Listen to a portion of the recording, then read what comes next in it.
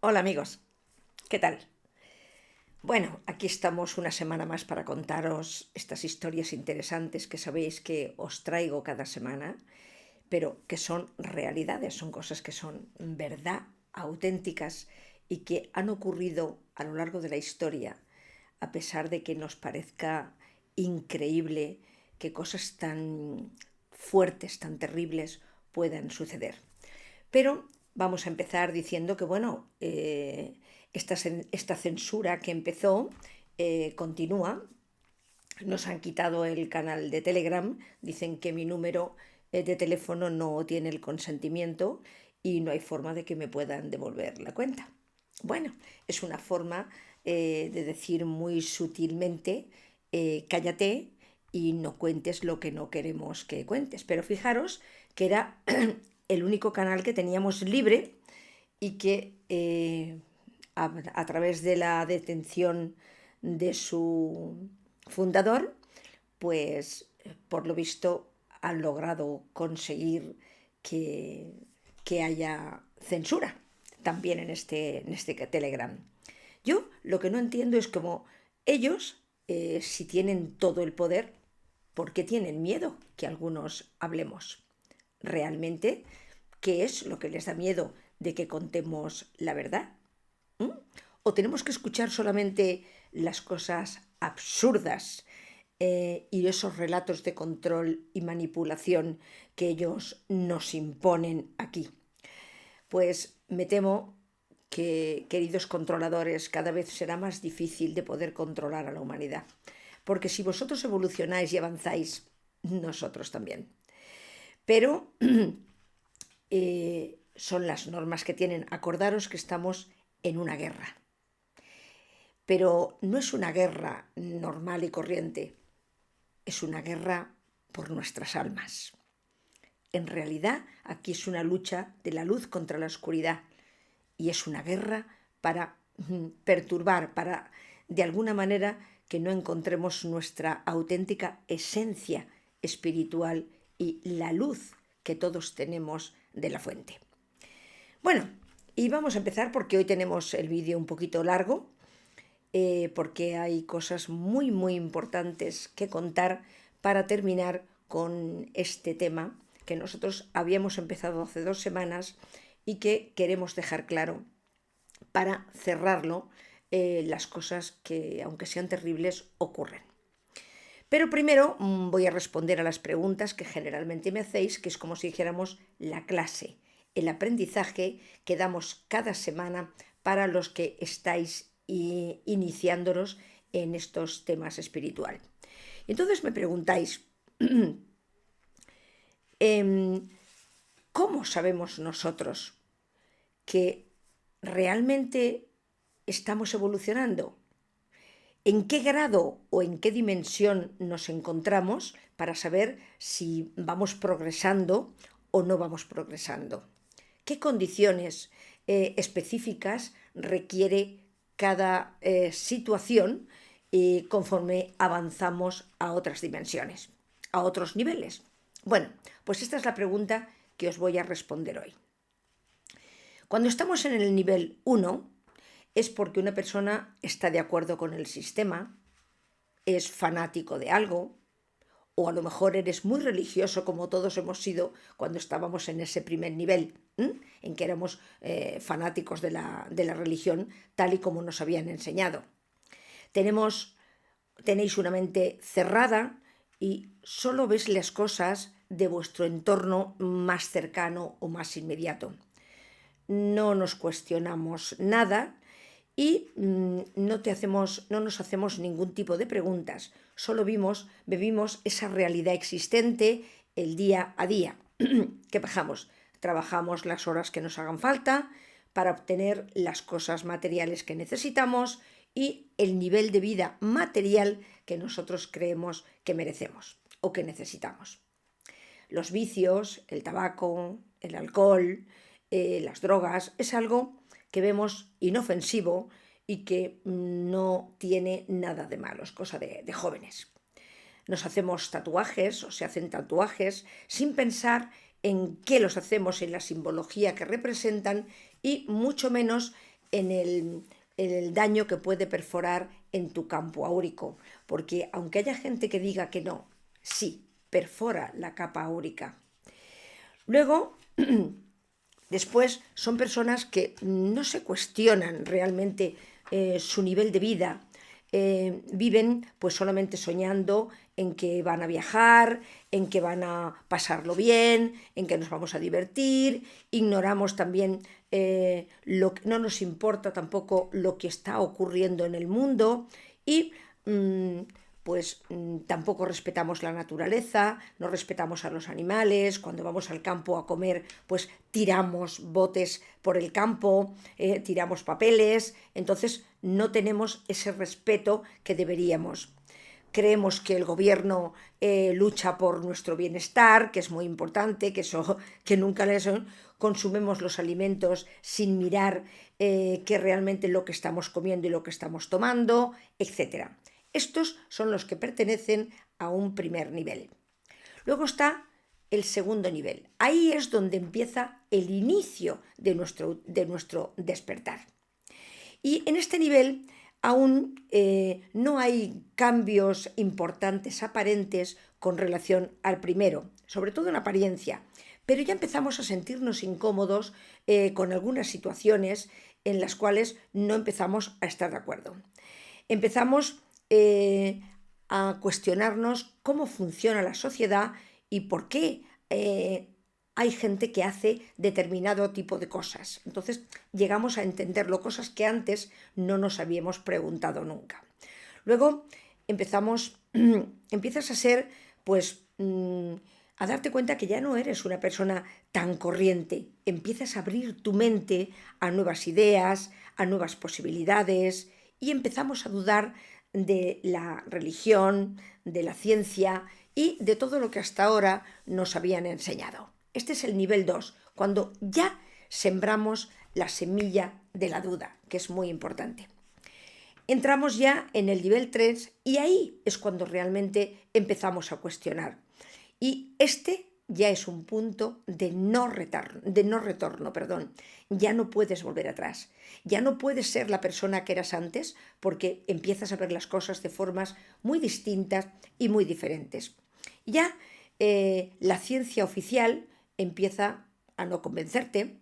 Observas que lo que antes, cosas que no te percatabas o que no observabas, ahora te das cuenta de que lo que nos dijeron, lo que dicen, no es normal y no va precisamente con tu sentir, con tu forma de sentir.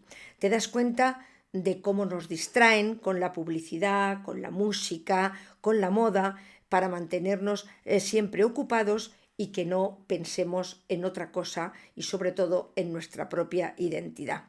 Empezamos a darte cuenta de que la salud es un auténtico negocio, de que la justicia favorece al más próspero, al más rico, y que los políticos te quieren más bien ignorantes. Las desgracias de la humanidad es por desgracia para el provecho de muchas otras que se benefician de ellos y que se enriquecen a costa de eso. Nos siguen manteniendo ignorantes y precisamente por esa ignorancia es en la que estamos sumergidos ahora en este sistema. Empezamos a darnos cuenta de que si vamos ya compartiendo esas opiniones o esa forma de pensar que nosotros ya no lo vemos tan normal con los demás, pues hay gente que te mira extrañado, ya no te entiende y te empiezan a tildar de que eres un poco raro, o un poco loco. Por lo tanto, vas aislándote poco a poco. Eso es lo que están en el tercer nivel. Vamos al cuarto nivel. Cuando llegas a ese nivel, al cuarto, empiezas a investigar. Ya quieres saber, ya quieres profundizar más, ya quieres saber lo que es verdad y lo que es mentira, si lo que nos han contado es cierto o es una historia simplemente un poco prefabricada. Empiezas a interesarte por la ciencia, la filosofía, la historia humana, la espiritualidad, pero no la religión, que nada tiene que ver una cosa con la otra. Tu mente ya no puede evitar creer que desde los inicios de la humanidad ya fuimos manipulados, muy manipulados. Las guerras, los sistemas educativos, la medicina, todos, absolutamente todos, hemos sido manipulados por poderes desde las sombras. La historia no es la verdad. Absolutamente nada de lo que nos han contado es cierto. La música y la educación está hecha para crear obreros. Te enfadas con el sistema que vivimos, pero muy pocos son los que se quejan y menos aún los que se rebelan y sobre todo si tienen algo que sacar de él. Ya entramos en un nivel quinto y ya en ese nivel empiezas a ser consciente de ti mismo. En ese nivel dejas de juzgar lo externo y te haces más responsable de lo interno. Ahí es cuando te das cuenta que nadie es responsable de lo que acontece absolutamente en tu vida. Empiezas a comprender que tú solo eres el dueño de tu propio destino y eres responsable de todo lo positivo o lo negativo que se pueda dar en tu vida. Que no existe ningún salvador que venga a protegerte o a sacarte fuera de ti, sino eres tú el único salvador que cuestiona tu vida y la soluciona. Empiezas a sentir y ver a tu creador también y fuente, pero siempre lo ves dentro de ti. Dejas de culpar al sistema, la Matrix, y empiezas a trabajar tu mundo interno, algo que ellos no pueden en absoluto controlar. En ese nivel dejaste de tener ya casi amigos, pero los que tienes son personas reales, sinceras, buenas y que están más o menos en la misma línea de aprendizaje que tú. Entramos en el nivel 6 y ahí es cuando aprendemos a manipular a la Matrix. En los anteriores niveles estudiaste cuál es el poder del pensamiento y cómo podemos ir cambiando nuestra realidad. Y empezamos a lograr manifestar todos nuestros deseos. El dinero deja ya de ser un problema para nosotros. Podrás manifestar esa riqueza, la salud e incluso el amor, porque comprendes que en el universo todo es vibración y para mantener tus deseos tenemos que vibrar en esa misma frecuencia. Poco a poco ya vas siendo consciente de que eres un creador en potencia y eres capaz de manejar perfectamente la energía, como lo hicieron los grandes maestros ascendidos, como fue el Maestro Jesús, del que hablaremos ya posteriormente en vídeos sucesivos. Entramos en un nivel 7 y en este último nivel pues ya dejas de juzgar totalmente. Es cuando realmente entendemos que podemos ser felices con las cosas más simples que nos da la vida. Empezamos a vivir experiencias ya dentro de esa nueva realidad que hemos conocido. El amor no es para nada tal y como nos lo enseñaron. Hay que amar primero para ser amados, o viceversa, que nos amen para nosotros poder amar. Aprendemos a amar incondicionalmente y a cualquier persona, sin importar si es familia, si es conocido o no. El verdadero amor es amar a todo ser viviente. Ahora, una vez que ya somos conscientes de que solo debemos ayudar a quienes te lo piden, porque si ayudamos a quienes no nos lo piden, lo que estamos haciendo es que interrumpimos su proceso de aprendizaje de lo que es el sistema y la vida. Ya empezamos a respetar plenamente la naturaleza, los animales e incluso llegamos a tener una gran conexión con ellos. Y por último, tienes una gran melancolía cuando miramos al cielo. Será porque ahí es donde está nuestro verdadero hogar, arriba. Bueno, y ahora, una vez que hemos dicho eso, vamos a pasar al tema de hoy. Lo que voy a contar como una de mis historias, pero lo que voy a contar es totalmente real y cierto. Y demuestra que no es que tienen que venir los reptiles aquí, es que en realidad nunca se marcharon de aquí. Siempre estuvieron presentes aquí, aunque fuera disfrazados de humanos. Y la nobleza inglesa, los reyes de Inglaterra, es un caso claro, conciso y real de que ellos están aquí, porque ellos proceden de ese linaje reptiliano. Y ahora si os cuento, antes de empezar con la otra historia, la del personaje tan conocido que fue muy famoso aquí hasta su muerte, en el 97, yo tuve una paciente aquí que fue camarera de la reina de Inglaterra durante 25 años. O sea, ella era la que le preparaba la ropa y la que le decía en cada acto qué era lo que se tenía que poner. Ella lo único que notaba anormal era que a partir de las 6 de la tarde nunca les estaba permitido entrar a las dependencias, a las habitaciones de los reyes. Nunca, jamás, bajo ninguna excusa.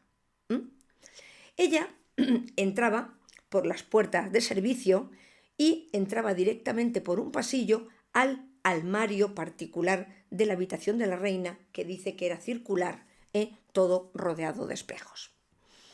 Y un día, cuando termina de trabajar de tantas veces, pues resulta que dentro del armario donde ella entraba directamente se había dejado el bolso y tenía las llaves de su casa. Con lo cual le dice al de la cámara: oye, tengo que entrar, pues porque tengo mi bolso y las llaves allí. Aquel le dice: sabes que no podemos. Y le dijo: no te preocupes, que yo llevo 25 años entrando aquí, apaga la cámara 5 minutos, que no se me vea entrar, y cojo mi bolso y me marcho enseguida. Así lo hizo, puesto que ya era súper conocida allí en el Palacio de Buckingham. Pero qué sorpresa se llevó que cuando fue a entrar al armario resulta que estaba un poquito abierta la puerta. Lo suficiente para que a ella no la vieran, pero ella sí vio a la reina en su estado normal como reptiliana. Vio cómo se le caía incluso ese tejido humano que ella tenía y se convertía en un reptil. Le dio tantísimo miedo que cogió el primer avión que pudo y se vino. Cuando me lo contó, me decía: no voy ni a cobrar la indemnización de los 25 años. Digo: hombre, pero para sospechar. Dice: bueno, yo los llamé y les dije que es que mi madre estaba muy malita y que tenía que cuidarla y que no podía volverme a marchar ahí, que por favor me disculparan, pero que no podía. Me mandaron la indemnización después, me la ingresaron, pero ella nunca más volvió. Ese fue el primer testimonio que a mí me dijo alguien, claro, que lo había visto personalmente. Yo soy una investigadora y a mí me gusta investigar y preguntarle a la gente y comprobar las cosas. Ese fue el primer testimonio en directo en que a mí me contaron que habían visto en esa situación a la reina de Inglaterra. Luego está la terrible vida de la que fue sometida o de la que se casó con su hijo Carlos de Inglaterra, que acordaros que le vamos a llamar Lady, nada más. Ya sabemos quién es Lady, y que murió el 31 de agosto de 1997 en París, en el túnel del alma. Esta historia está contada recientemente por un amigo personal, que tampoco vamos a dar su nombre por tal como están las cosas, y su amigo personal y más confidencial de ella, con la persona en quien ella realmente confiaba plenamente y que estuvo con ella muchísimos años.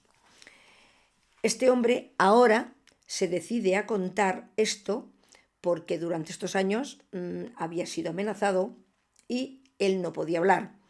Pero ahora este hombre tiene una enfermedad en fase terminal y él dice, como total, la muerte ya viene a por mí, me da igual que venga de un sitio que venga de otro, pero yo tengo que contar la verdad de lo que sufrió esta mujer y de lo mal que lo pasó en su vida. Entonces, este hombre cuenta que Diana nunca jamás en su vida había sido feliz,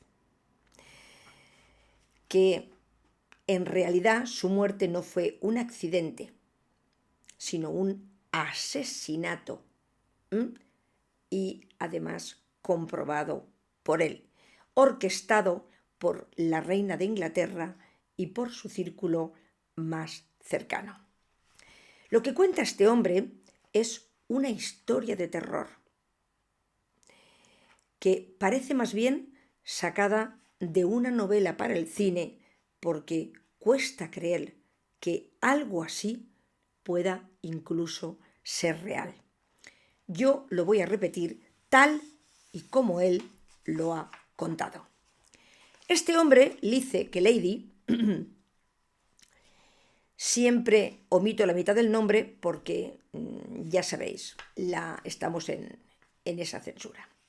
Este hombre dice que Lady siempre le contaba que su vida fue un auténtico infierno desde pequeña, porque a ella no le permitían hacer cosas que otras niñas hacían, como jugar con cualquier niño, compañeros del colegio, cosas así que los niños hacíamos. Ella no tenía ningún tipo de libertad, porque siempre, continuamente, estaba vigilada las 24 horas del día. No le permitían relacionarse con nadie fuera del control de su propia familia.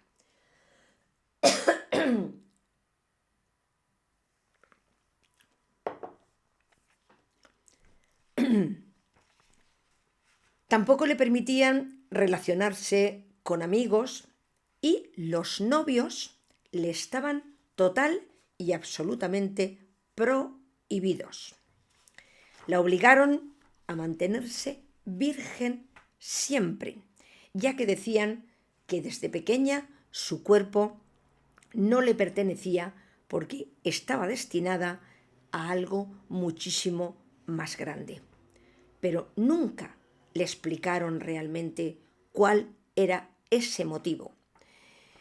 Que por su linaje, por el linaje puro que tenía en su sangre, debía de continuar con la estirpe de la nobleza inglesa.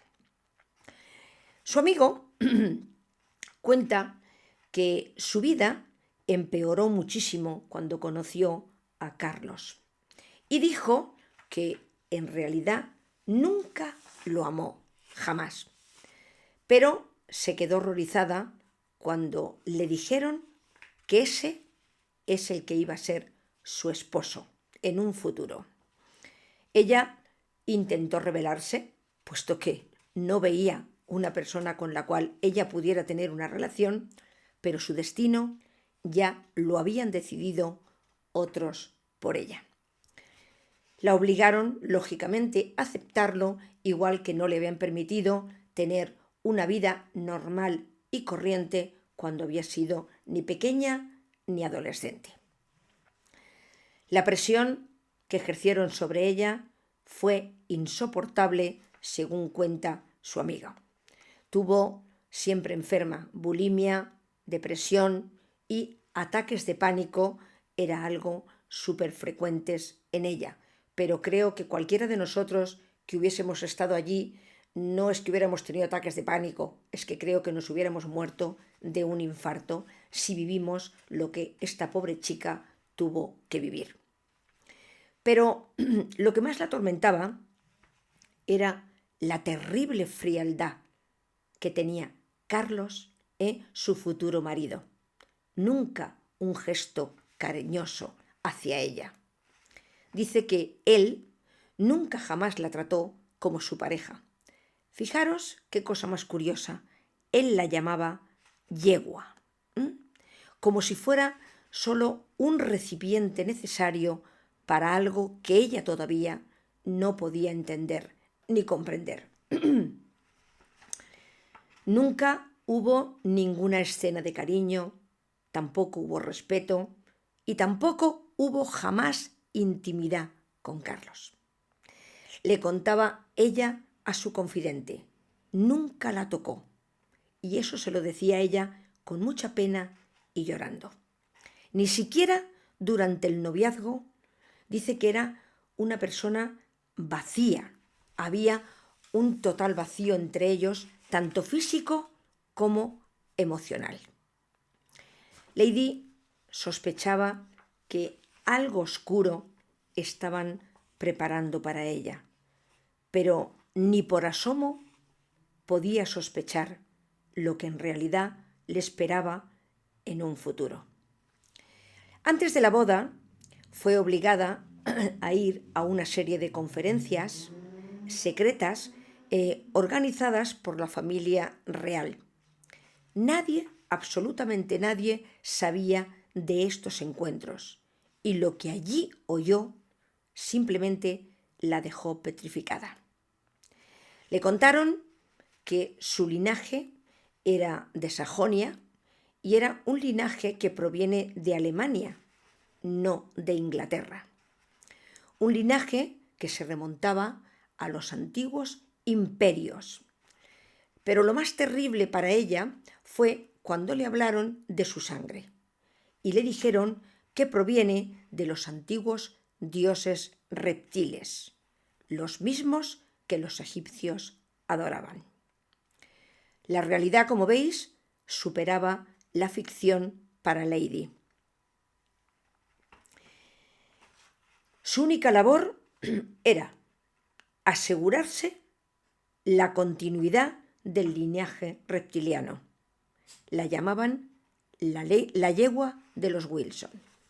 Imaginaros hasta qué punto pudo sufrir esta pobre chica. El día de la boda, todo el mundo la miraba con admiración, otros con envidia, pensando que qué afortunada es casándose pues con una persona tan importante, con un linaje entrando en una familia tan importante, y pensando que era el cuento de hadas perfecto.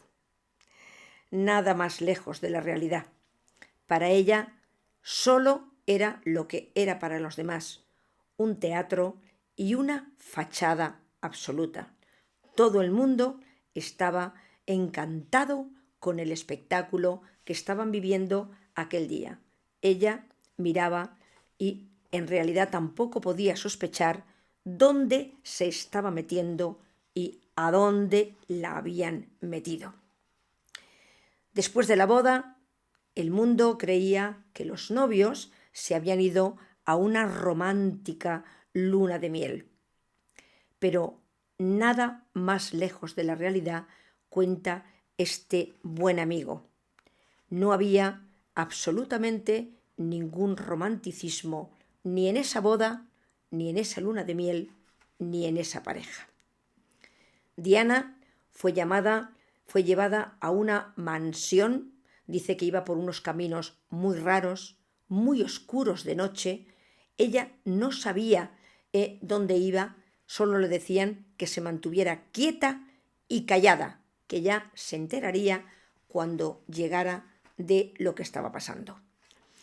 Ella no se podía creer que realmente le hubiese tocado vivir esta historia tan terrible y de una crueldad espantosa, vamos, diríamos espantosa.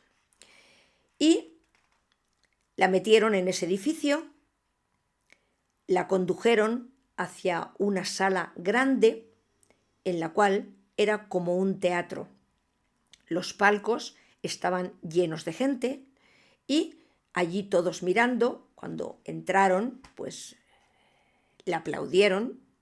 En ese momento la sujetaron dos personas que estaban allí y en el momento se oyó una voz que ella reconoció, sabía que era la reina porque la veía allí a través de ese teatro en un palco, pero esa voz no era la de ella, era una voz ruda y una voz grave que le decía simplemente: bienvenida, Diana, a nuestra familia. Ella no entendía nada y empezó a observar cómo todos los que estaban allí empezaba como a caérseles la piel a tiras. Empezaban a desprenderse de su envoltura humana y empezaban a ser lo que realmente eran: reptiles. Ella, aterrorizada, quería escapar, pero fue sujetada por dos que le tiraron de la ropa y la desnudaron totalmente allí.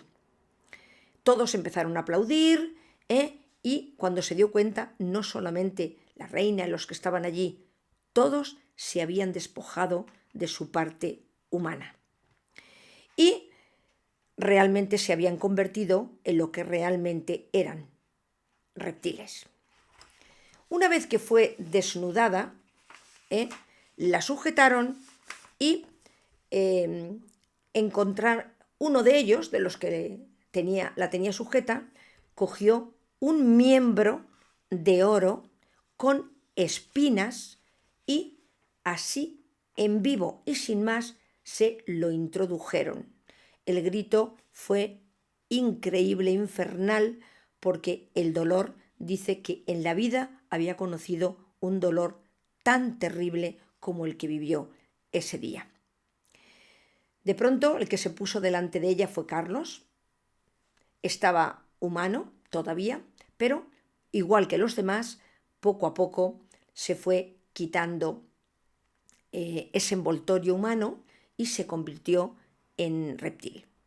Y ella ya no sabía si desmayarse, estaba a punto de desmayarse del dolor, pero lo raro es que ella contaba que nunca permitían que se desmayara. Ella notaba que cuando iba a perder la conciencia le pinchaban algo en el brazo y automáticamente ella se activaba, o sea, la querían consciente. Cuando una vez estuvo Carlos enfrente de ella, ya con su sin envoltura humana, tal y como era, se abalanzó sobre ella y la poseyó de una manera bestial y brutal.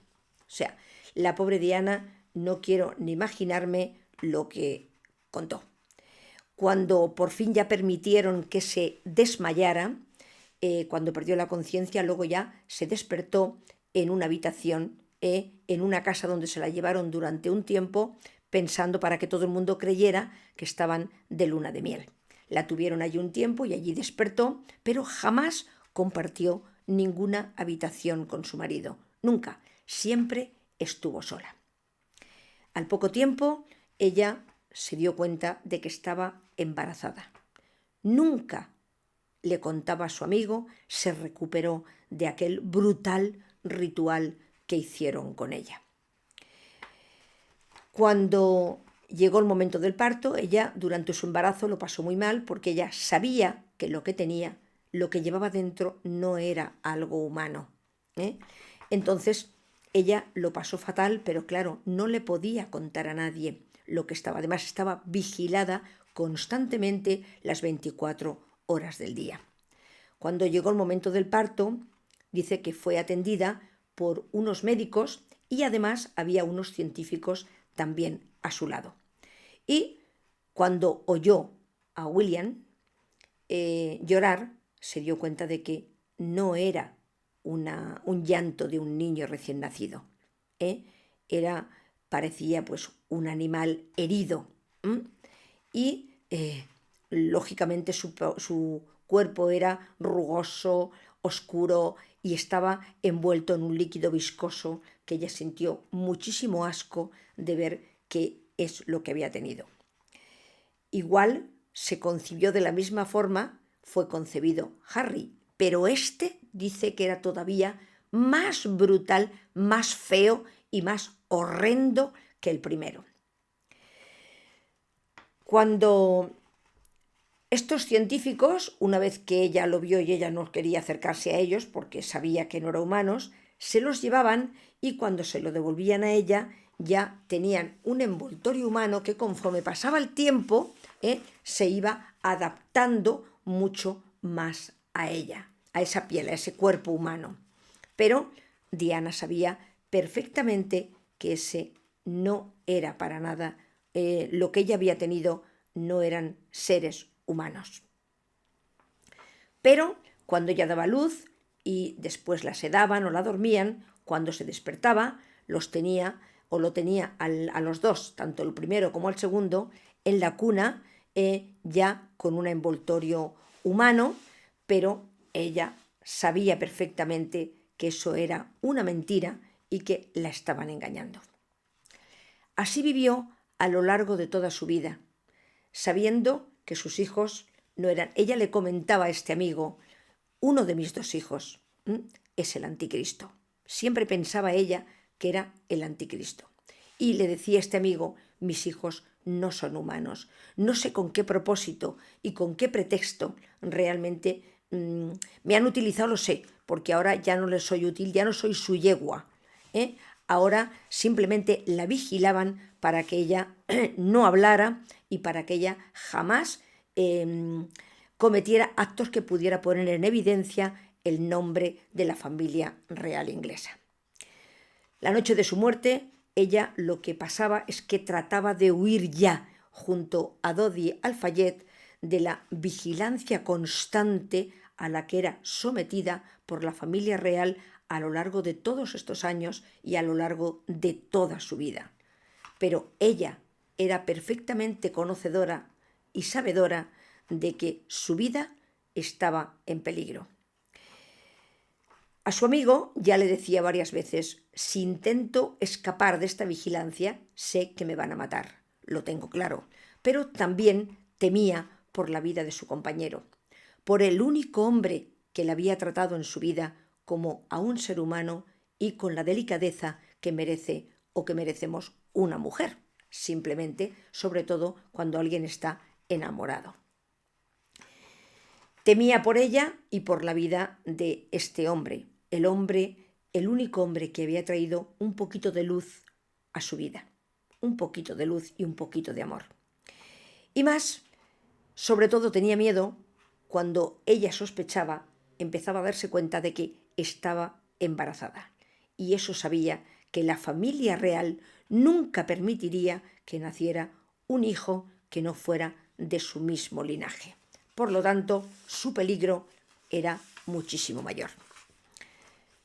Esa noche del 31 de agosto, mientras ella trataba de escapar de ese acoso continuo, donde se puso como excusa y donde lo que se hizo fue que se azuzó a los periodistas para que fueran detrás de ellas dándole la información de dónde estaba, ellos huían a una velocidad increíble a través de ese túnel del alma. Pero ese coche nunca jamás saldría de ese túnel, ni ellos vivos tampoco. Cuando su amigo se enteró de la desgracia, ya anunciada y esperada incluso por ella, por la propia Lady, cuando se enteró de su muerte, terriblemente afectado, porque él era casi el único amigo que había tenido ella de verdad, quiso ver su cadáver y se dirigió al depósito donde estaba.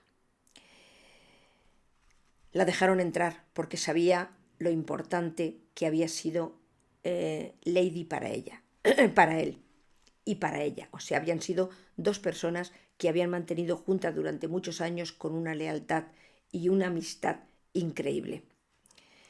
Lo que este hombre vio en el cuerpo de Diana lo dejó atónito, porque el cuerpo de ella estaba con agujeros de bala a lo largo de todo su pecho. Por lo tanto, en realidad no es que murió del accidente.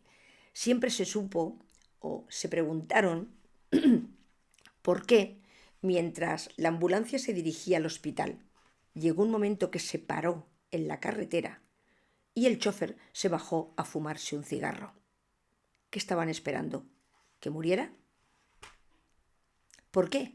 Eso se comentó muchísimo, incluso el padre de Dodi Al-Fayed intentó averiguar por qué había sucedido eso aquella noche. Él no dijo nada cuando vio ese cuerpo, simplemente se salió consternado por lo que acababa de ver.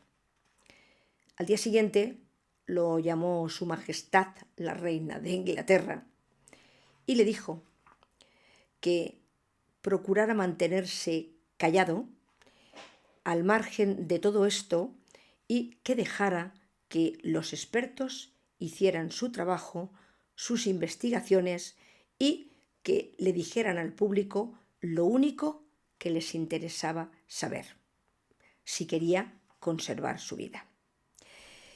Como veis, amigos, nada es de lo que parece. Y la oscuridad y el misterio envuelven siempre estos controladores, estos Illuminatis y esta nobleza negra, en que lo único que hacen es conseguir sus objetivos a través de asesinatos o a través de utilizar a las personas que son útiles para sus planes y sus propósitos. Contaremos otras historias porque ha habido mucha otra gente que han eliminado, por decirlo de una manera más sutil, y contaremos también sus historias. Pero hoy, para terminar con la nobleza negra, que era lo que teníamos que hablar, y hasta dónde son capaces de llegar para conservarse en el poder, pues como era un personaje tan famoso, he creído conveniente y necesario que todos conociéramos la historia para saber, para que todos seamos conscientes en manos de quién estamos y lo que son capaces de hacer para conseguir sus propósitos. Así es que no creamos nada de lo que nos cuentan, seamos valientes, quitémonos el miedo y enfrentémonos a la situación que tenemos. Es una guerra por nuestras almas. Nunca lo olvidéis. Eso es lo que pretenden, que nuestros espíritus nunca lleguen a alcanzar la fuente que nos creó, la fuente creadora. Bueno, y aquí ya me despido y la semana que viene seguiremos con nuevas historias y vamos a meternos ya en el famoso libro de la Biblia que tanto nos ha despistado, tanto nos han engañado y tantos personajes nos los han contado un poco como a la religión le convenía, pero que en ningún momento han sido tal cual nos contaron. Amigos, que tengáis una feliz semana y hasta el próximo día. Os amo. Bendiciones.